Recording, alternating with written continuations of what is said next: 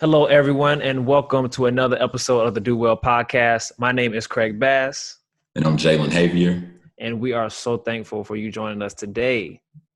Yes, sir. And we just thank y'all for jumping on with us. We want to share, man. If you want to follow us, support us, you can follow us here on Do Well Podcast. That's on all social media platforms. Do Well Podcast. You can find us on Spotify, YouTube, and Anchor under Do Well Podcast. And that's on Instagram as well.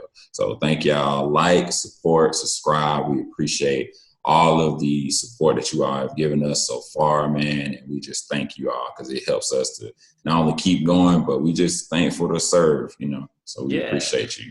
Absolutely. And if you really dig the content, you love the messaging, please share.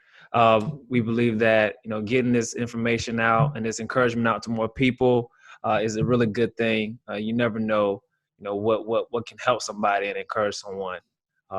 Please hit the share on any of our content as well. Yes. Today, we are going to talk about a very sensitive topic that is going around our nation and our world. And the topic is on Ahmaud Arbery, the young Black man who was shot dead in cold blood in Glenn County, Georgia. But before we jump into the actual content, and the facts of the case, we just want to send out our prayers and our condolences to the family and friends of Ahmaud and also the community of Glenn County, Georgia, especially the mother and the father of this young man who was taken away way too soon. Yes. So we want to just share some facts on some general confirmed facts on the case for Mr. Ahmaud Arbery. So just if you haven't been able to, lock in on the case, we just want to give you a quick overview of what's going on. So background on Sunday, February 23rd of this year, Ahmaud Arbery, 25-year-old Black man, was out for a jog near his own neighborhood. While he was jogging, he was spotted by two white males, Travis McMichael and his father, Gregory McMichael, who thought that he looked like a suspect in a series of burglaries in the area.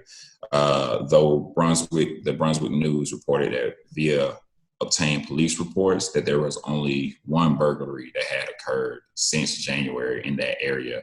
And it was a stolen handgun that had been stolen out of Travis McMichael's unlocked truck. So they saw him running and they followed him in a truck. After a brief struggle for the gun, Ahmaud was shot and killed, trying to defend himself and preserve his life. Ahmaud was unarmed.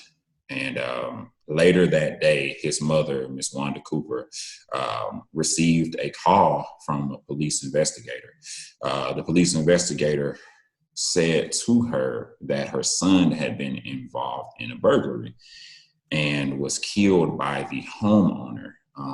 Just a pretty much completely inaccurate version of what had happened. Mm-hmm. Long story short, there were no arrests made. No arrests were made at all.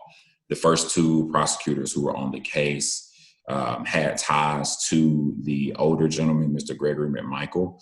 And so they ended up pulling away from the case. And even the second prosecutor said that he originally didn't think that there was any reason to arrest the men who had committed this act.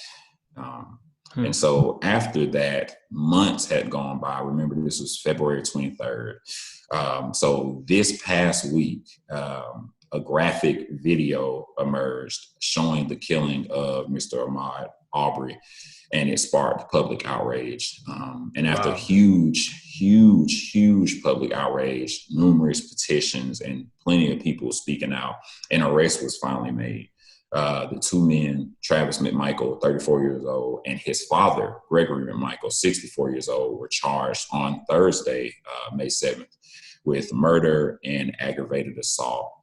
And we preface this by saying that the Glenn County Police Department has come under scrutiny for cover-ups and just different misconduct, tampering with crime scene.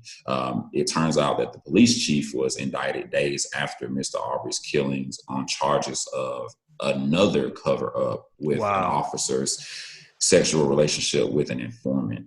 And so there has been a lot of different things to cover up this heinous crime. Yeah. Like we said, this happened back in February. And so it is just now truly hitting the public eye.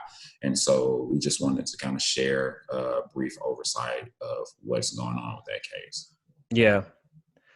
It's heartbreaking, and the depravity in this case is appalling.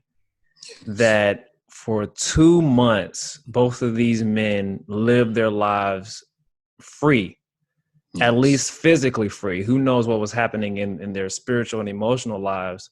You know, Yes. I can imagine it's probably hard to sleep after you do a crime like that. You do that to someone.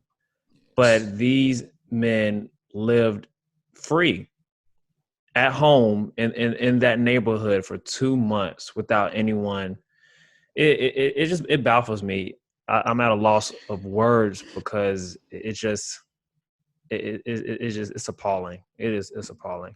But Yeah. the thank God for this video that emerged. And I can only imagine what would have happened if this video did not emerge.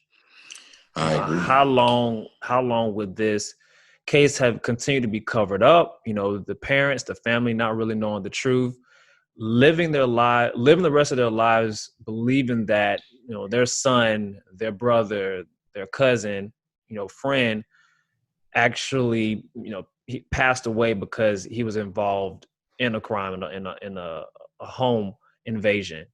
But that wasn't the case. He was murdered while he was going for a run, unarmed, and was chased down and shot by two white men. That's just crazy, man. Yeah, yeah. I just, you see it trending. You see it trending on social media, and I understand truly if someone hasn't been able to bring themselves to watch the video because it Yeah, is a graphic video, and it we are is. not by any means, necessarily promoting that you have to watch the video to understand what's going on, because it's troubling and it's just it's horrible.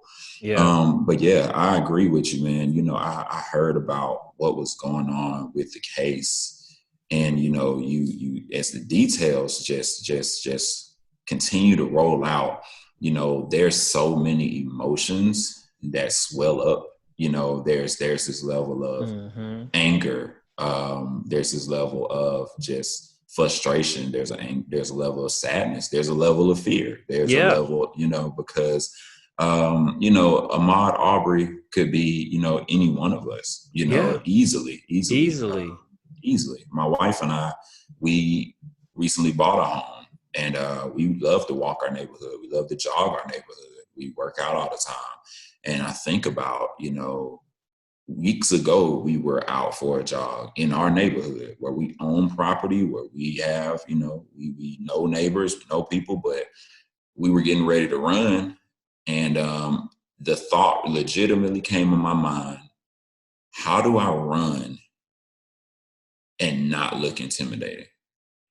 How do I run and not look like I could possibly be causing trouble? How do I exercise in public?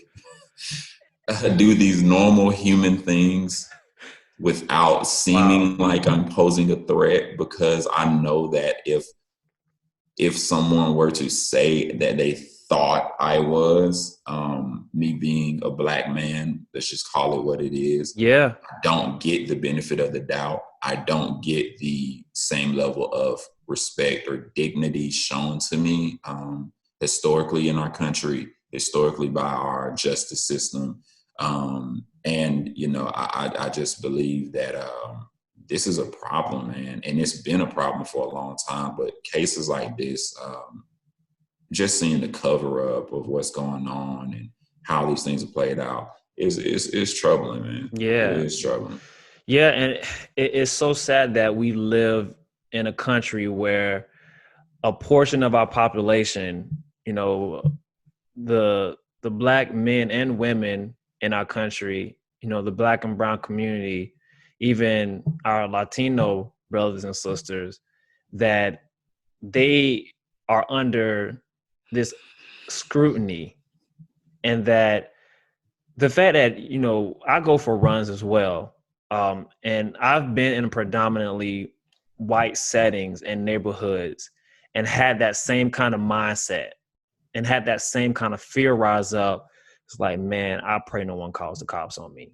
I pray no one confronts me when I'm out here running or I'm out here doing what I am on a mission to do. Just living my life, not trying to harm anyone. Don't even have harm anyone in my heart. I would never harm anybody. And so, but I am under the lens of he's a black man, therefore he's a threat. And I'm like, when did my skin become weaponized? When did my skin become weaponized? Jesus. And that's the pain that we are feeling in the black and brown community, in the African American communities, and others across this country. Is just like, wow, when is this going to stop?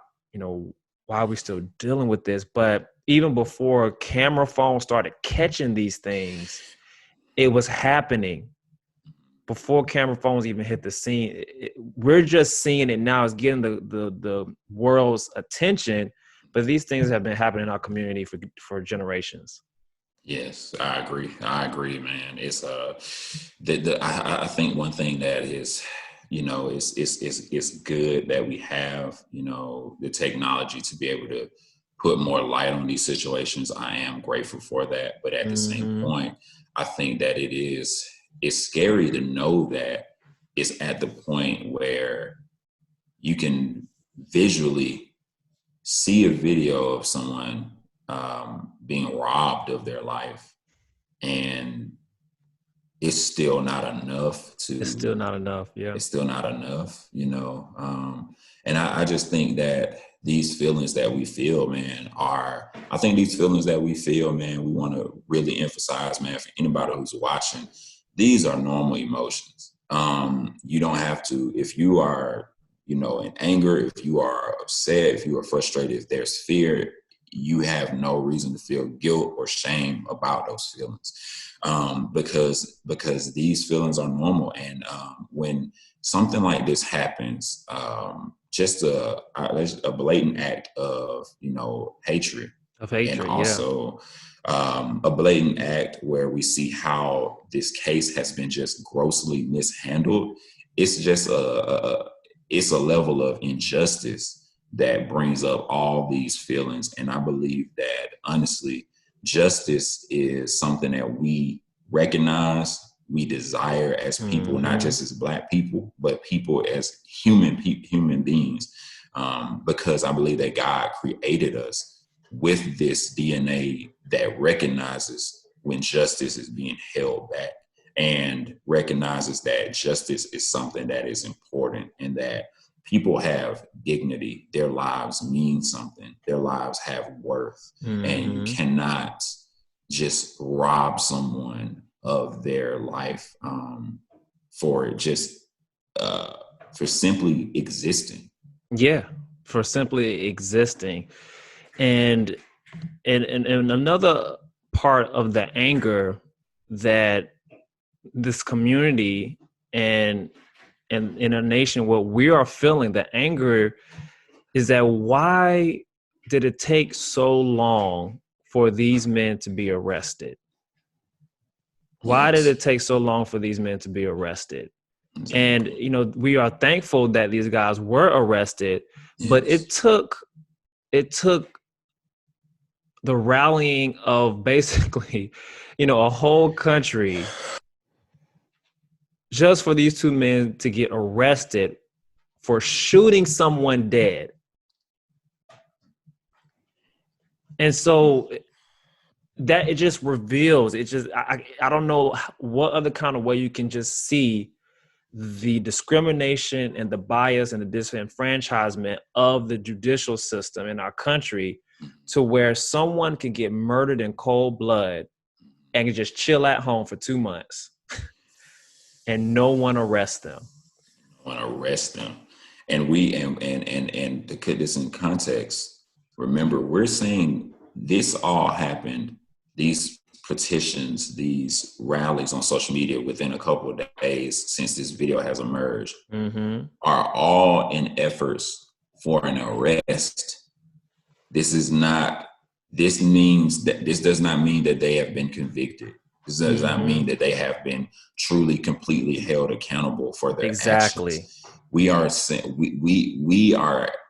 We've been doing all this just so we can at least get the base level of respect for this person's, for Arbery's, Mr. Ahmaud's life, just for the men to be arrested. Yeah, you know, that's when we're at that point where 2 months can go by and there's not even an arrest for someone's murder. I just think that it's really a problem. And it, like you said, it shows the biases that are really inherent in our system and in this country.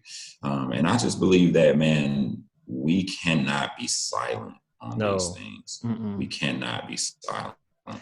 Yeah, you're so right. You're so right. And we've seen it time and time again in our judicial system in America, where, you know, the mantra is supposed to be equal justice under law. And we've time and time again, we've seen people walk away after doing heinous crimes, especially, we're just going to keep it into the context of hate crimes, racially motivated crimes, to where people are shot and murdered, and then they're let go by the judicial system, you know, with basically a slap on the wrist.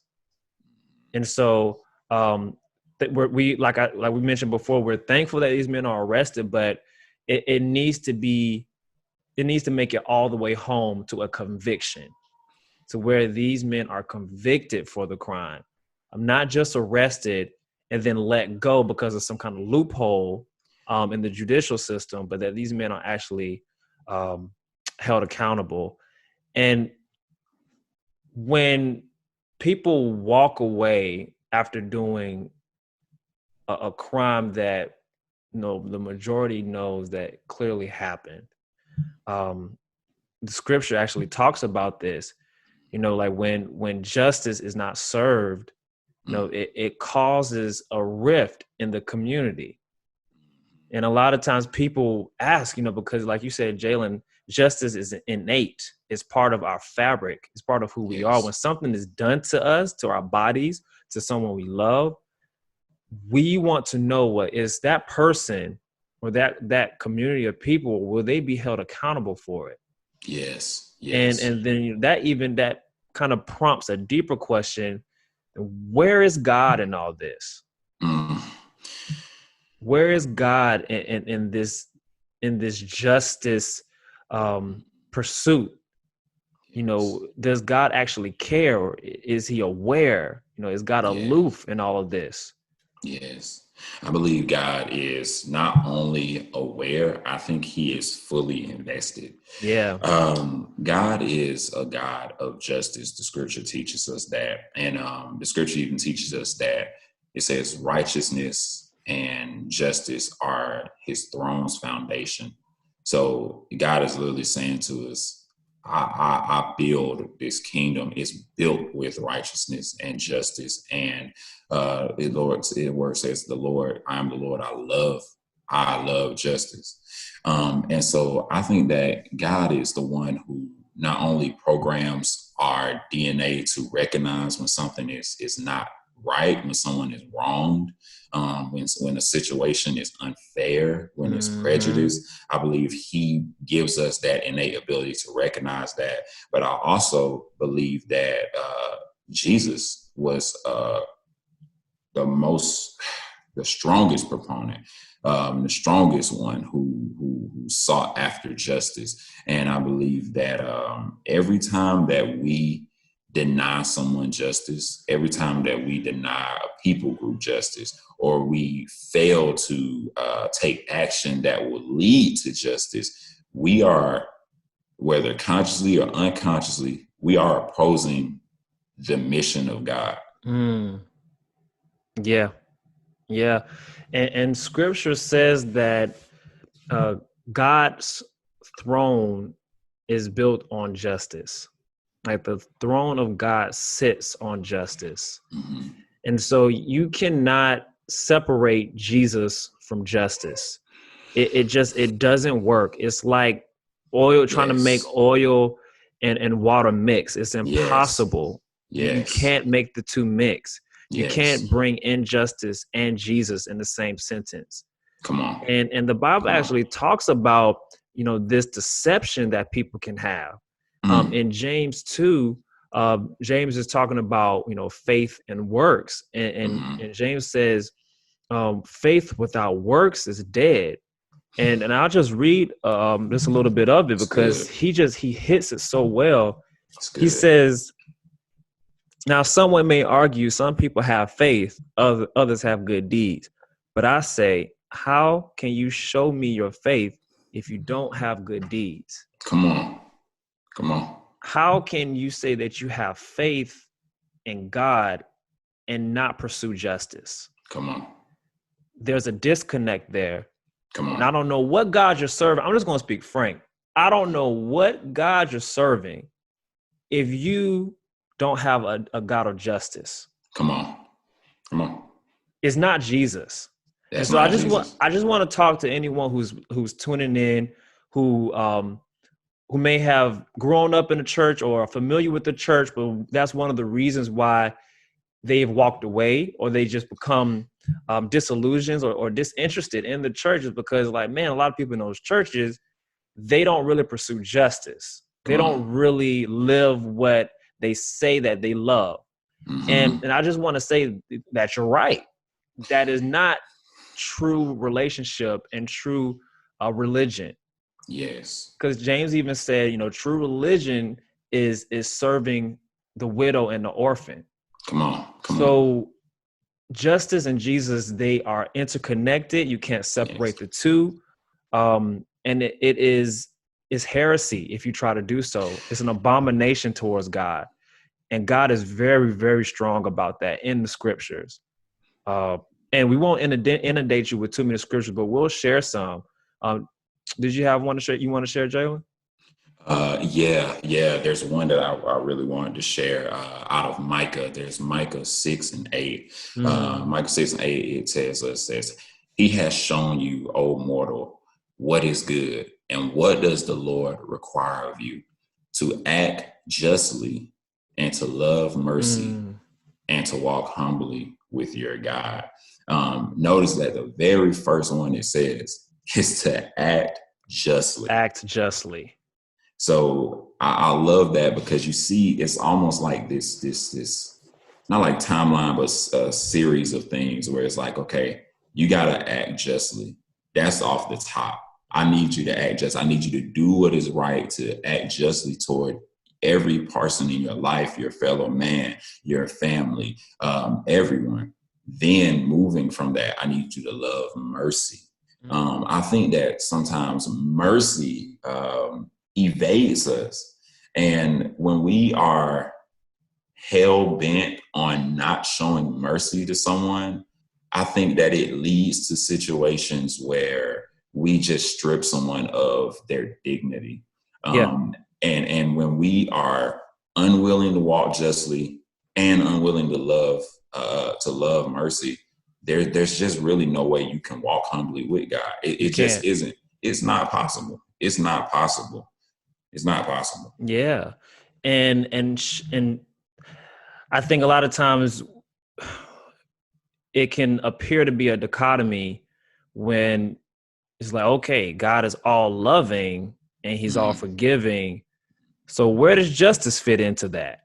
Where does judgment fit into that? Like, okay, does God one or the other? And I have to say that it's inextricably is connected. God is merciful, but he is also a God of justice. He doesn't close his eyes and just say, oh, well, I'll just, Yep. forget that. Um, the reason why we have access to God now is through a body that was beaten, a body that was bruised, and a body that was broken for us.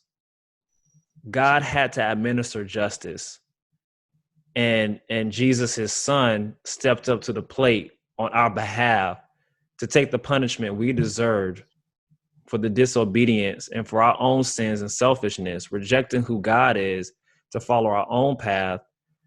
Justice had to be served somehow because that was a cosmic offense to God. Come on. And so the reason why God is merciful and is forgiving, because a price was paid for that. Whew, my goodness. Okay. So Jesus. I couldn't agree more.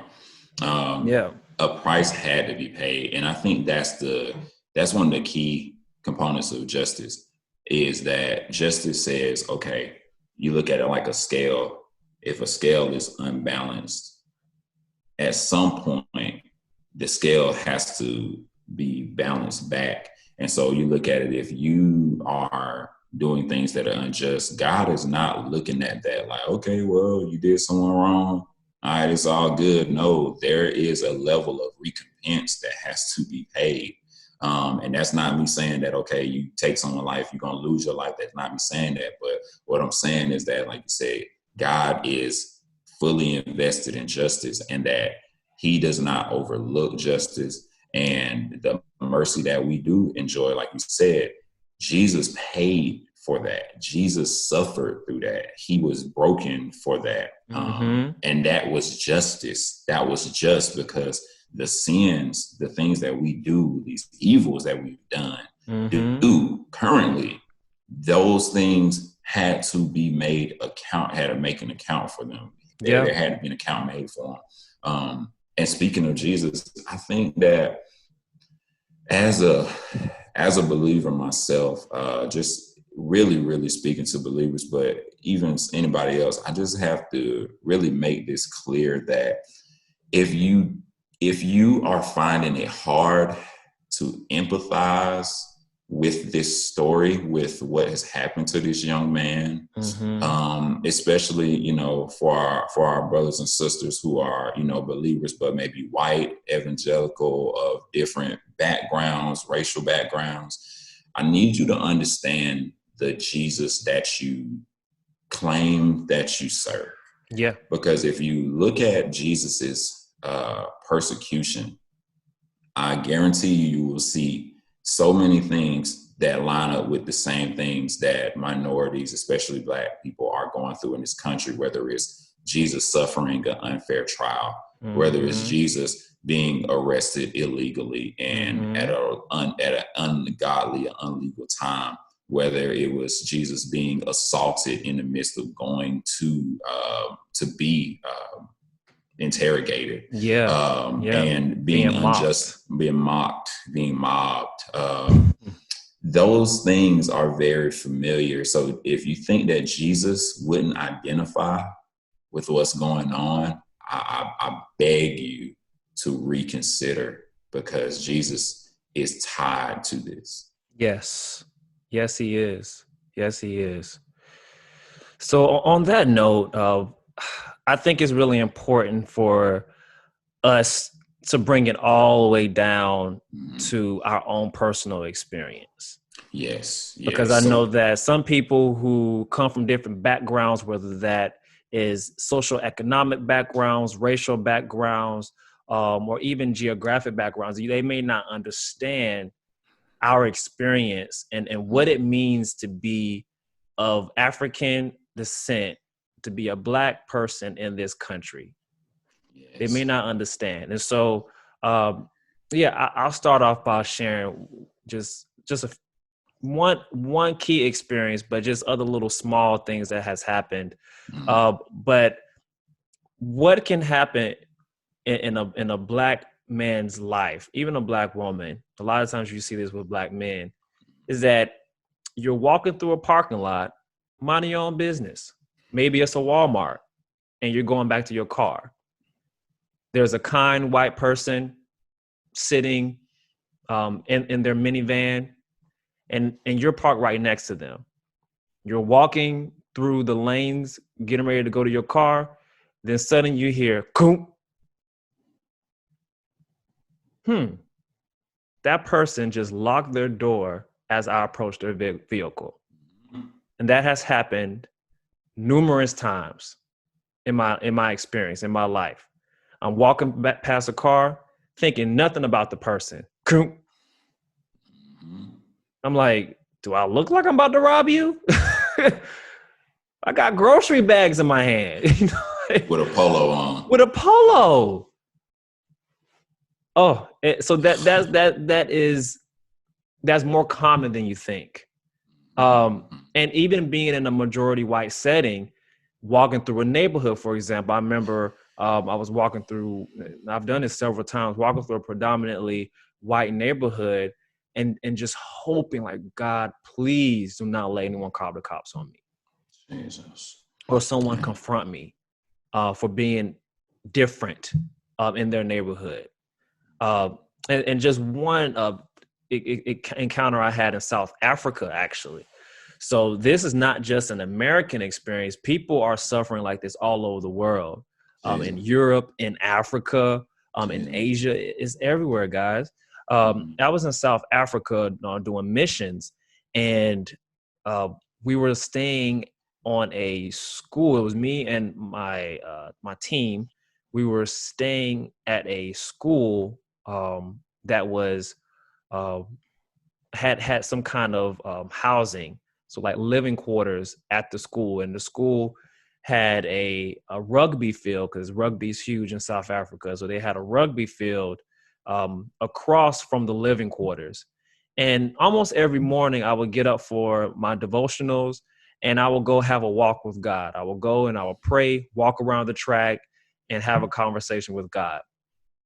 The groundsman, or basically the groundskeeper of that school, who knew we were there, approached me on his go-kart, and he just had this look on his face that was different. I was like, gosh, every time I seen him, he was just like very nice, very like benign, mild kind of mannered guy.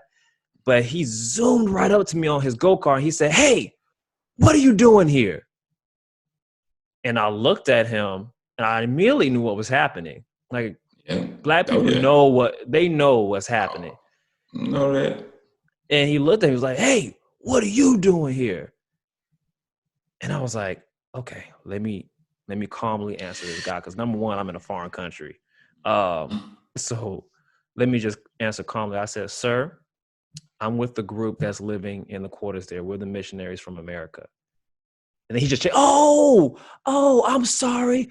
Okay, well, enjoy your walk. Let me know if you need anything." Got back in his car and zoomed off.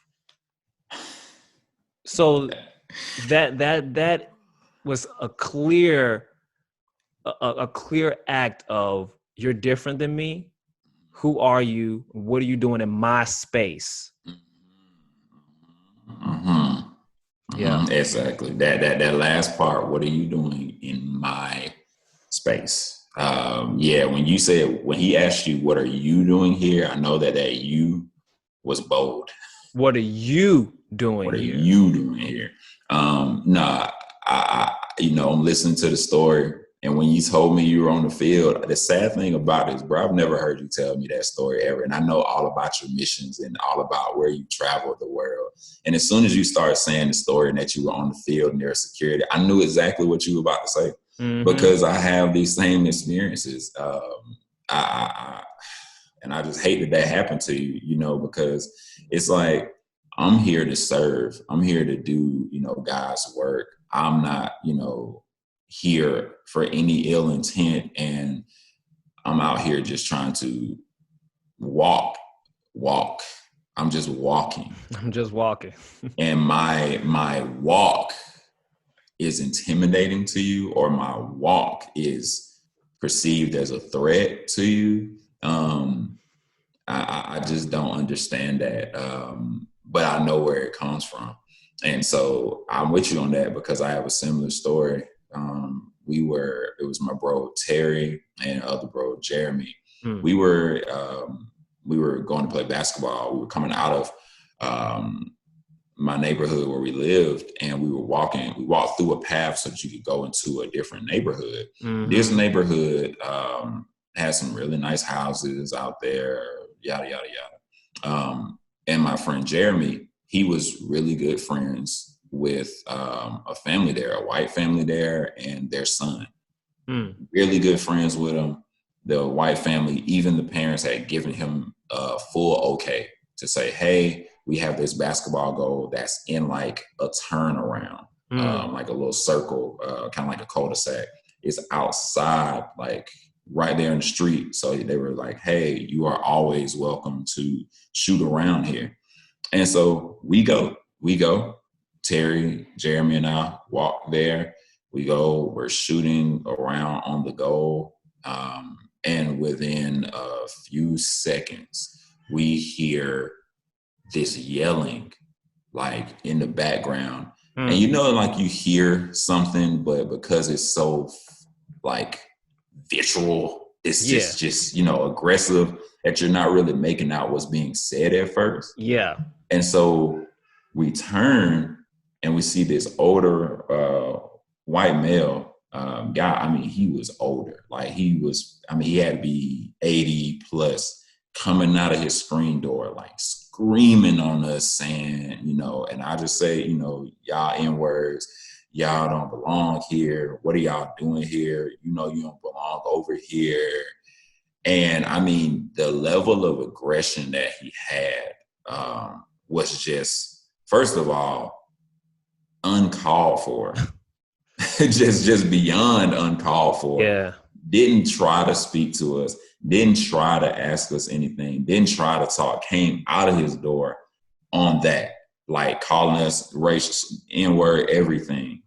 And it got to a point where, Jeremy was fuming and Terry was like upset, but just like kind of shocked. Yeah. You know what I'm saying? Like, what's it is going shocking. on? Like, what? Yeah. What's going on?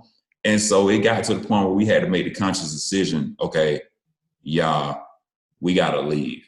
We got to leave right now. We got to leave, because the truth of it is that if this man wanted to just go off and say, I'm finna kill these N-words right here. They don't belong in my neighborhood. They don't belong on my street. Y'all don't belong here. He could have killed us. And I truly know that nothing would have happened to him. Yeah. That he would just give his own word on it.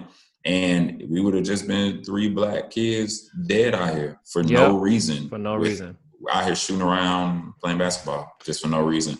Yeah. And the fact that there's this level of like vitriol for someone not even doing anything, but just simply existing in what you deem your space. At what you deem your space is a problem. Yeah. Yeah. And that is the pain that is of the black man's experience in America. Mm-hmm. Yeah. It's just, yeah. Yeah. And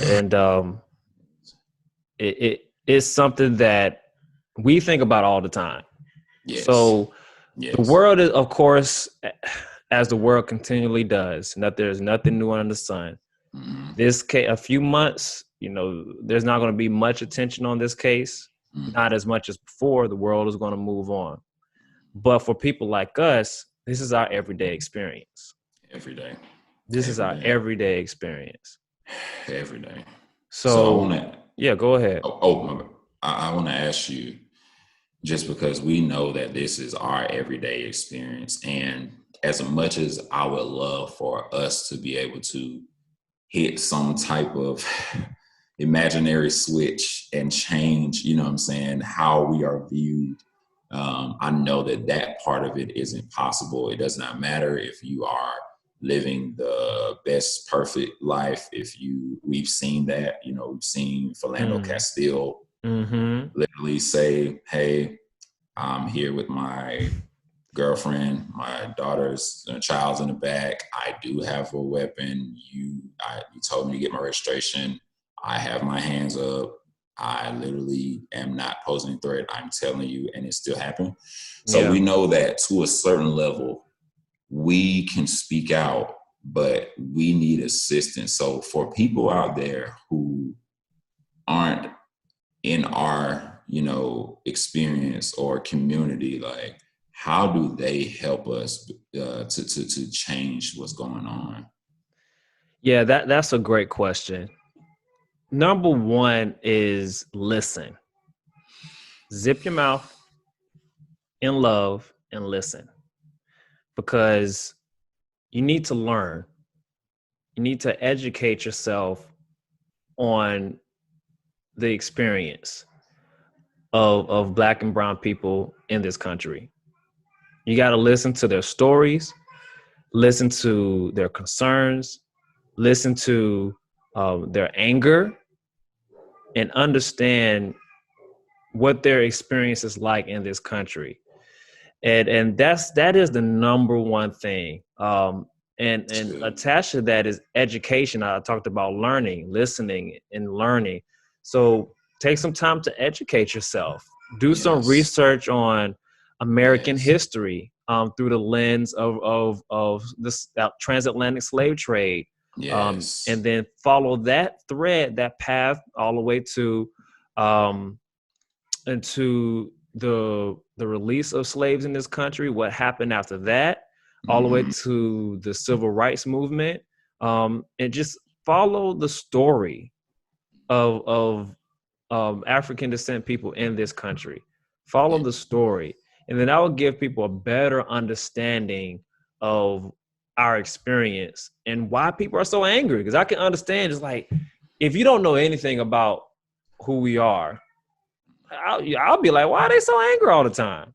Why are they so Yeah, yeah. angry? I get that. I get that. Like, I I get get that. that, I get that. but Yeah. once you lift up the hood and you see, like, Mm-hmm. oh, I get it. I understand. Right. I have a better understanding of why they're so angry and why it's right that they're angry. Right. Right.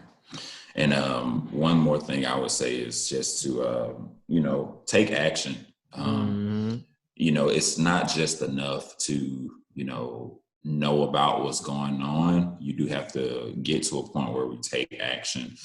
So there's so many different ways you can take action, but one way is to, besides the researching, you can also, help out with initiatives that will give more resources to these type of foundations who are trying to strive for justice. So whether Mm-hmm. it's supporting, I know that the NAACP.org has great initiatives that are going on to help support these type of causes. I know that the Trayvon Martin Foundation Yeah. is another great one as well. And then also besides that, man, pressure your local officials, Mm-hmm. because in reality, a lot of these things happen, and a lot of these liberties are infringed upon because our laws and our justice system are not holding up what the true values are supposed to be. Yeah. We hear America marketed one way, but when we see these level of inequalities, we know part of it is because there's people who are officials who are not being held accountable. And so we have to take action. So you can call your local officials, you can demand action, you can demand, Mm-hmm. changes, rally other people, build relationships with other people, and that who are not only in these communities who are suffering these things, but people who are in positions of power, so that they can not only speak to these things, but get laws changed, get legislation that will help protect the people who are suffering these things. We Mm-hmm. have to take action if we want these things to even attempt to change. We have to take action. Yeah. Yeah, absolutely. Social media is another way that you can get involved. There are a Mhm. lot of really great movements and a great way to get additional information about what your community is up to and who's leading different events. Connecting with your church. If your church doesn't have anything justice focused, maybe you can be the person to start that. Maybe you can be the person to Right. start those conversations at your church. And I would say if your church is not willing to have these kind of conversations, then I'm not sure if that's the best church to be a part of. Of course, that's up to you to judge, but yeah, it's important that churches actually live out the gospel and not just proclaim it. So Mm. another way that is extremely practical is to build relationships with people who are different than you. I know Yes. we're in COVID Yes. 19 right now, and quarantine has not allowed us to have guests in our home. Um, Hmm. but one of the key things you can do is to invite people to your dinner table and have a conversation with them. Invite people Yes. into your home and say, "Hey, let's break bread together and let's talk." Um, Yes. and until we can do that again, you can always have a Zoom conversation, a phone conversation, or Hmm. whatever else. Reach out to someone and say, "Hey, I would love to know more about your experience, and I want to understand more about what's going on." So those are some practical ways that you can respond and get active. Yes, absolutely. And so, man, we just want to say once again, our condolences do go out to the family of Mr. Ahmaud Arbery and the Yes. friends, because we know that there's no level of words that we can give that will bring him back. And that's truly, truly, I know what they would rather have. But we do know that what we can do to honor him and to honor anyone else who has suffered these types of injustices is to follow these steps, be active, to learn, to grow, to seek out relationships that will help us to open our eyes to Hmm. these level of injustices. Absolutely. Well, thank you all so much for tuning in and listening today. Please keep your eyes open.